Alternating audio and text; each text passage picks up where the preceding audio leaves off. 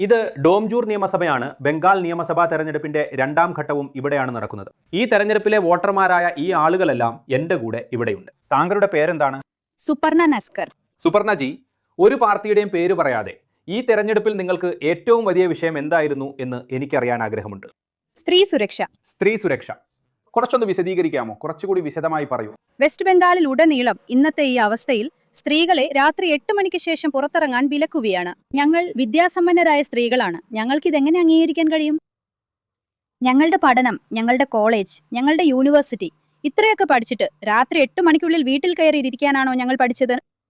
ഞങ്ങൾ പഠിച്ചത് ഞങ്ങൾക്ക് സ്വന്തമായി ഒരു നിലയുണ്ടാക്കാനാണ്. രാത്രി 8 മണിക്കുള്ളിൽ വീട്ടിൽ പോയാൽ ഒരു നിലയുണ്ടാക്കാൻ സാധിക്കുമോ?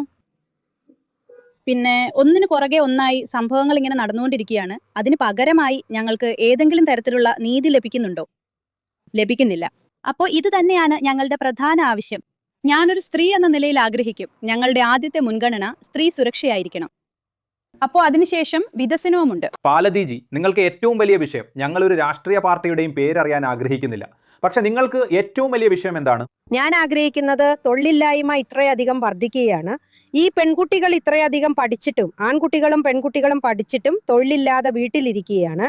അവർക്ക് എന്തെങ്കിലും ഒരു ജോലി കിട്ടാൻ വേണ്ടി പുരോഗതി ഉണ്ടാകണം എന്ന് തന്നെയാണ് ഞാൻ ആഗ്രഹിക്കുന്നത്. എനിക്ക് എന്നെ തന്നെ ഒന്ന് തെളിയിക്കാൻ, ഞാൻ യോഗ്യയാണെന്ന് കാണിക്കാൻ ഒരു അവസരം കിട്ടിയില്ല. ഞാൻ യോഗ്യത നേടിയിട്ട് വീട്ടിലിരിക്കുകയാണ്. അതെ, ഇന്ന് ഇത്രയും പഠിച്ചത്, ഇത്രയും രാത്രി ഉറക്കമിളച്ചത് വീട്ടിലിരിക്കാൻ വേണ്ടി മാത്രമല്ല, അല്ലെങ്കിൽ എന്റെ അടുത്ത തലമുറയെ എനിക്ക് നന്നായി വളർത്താൻ കഴിഞ്ഞു എന്നുള്ളത് എനിക്ക് മാനസിക സംതൃപ്തിയല്ല. ഞാൻ എന്നെ തന്നെ പ്രതിഷ്ഠിതയാക്കും എന്ന സ്വപ്നം കണ്ടാണ് ഞാൻ ഇത്രയധികം പഠിച്ചത്. അപ്പോൾ ആ ഒരു അവസരം എനിക്ക് കിട്ടിയില്ല. ഞാനൊരു SSC എഴുതും. അപ്പോൾ ഞങ്ങൾക്ക് തീർച്ചയായും സ്ത്രീ സുരക്ഷയുടെ കൂടെ തന്നെ തൊഴിലില്ലായ്മ ഇല്ലാതാക്കുന്നതും അതും തീർച്ചയായും ഉണ്ട്. നന്ദി. നിങ്ങളുടെ പേരെന്താണ്? രൂപാലി നസ്കർ. രൂപാലിജി, നിങ്ങൾക്ക് ഈ തെരഞ്ഞെടുപ്പിലെ ഏറ്റവും വലിയ വിഷയം എന്താണ്? ഒരേ ഒരു കഥ, സ്ത്രീ സുരക്ഷ. അവർ പറഞ്ഞതുപോലെ നിങ്ങൾ തന്നെ വിശദമായി പറയൂ. എന്തുകൊണ്ടാണ് ഇത് നിങ്ങൾക്ക് ഇത്രയും വലിയൊരു വിഷയമാകുന്നത്?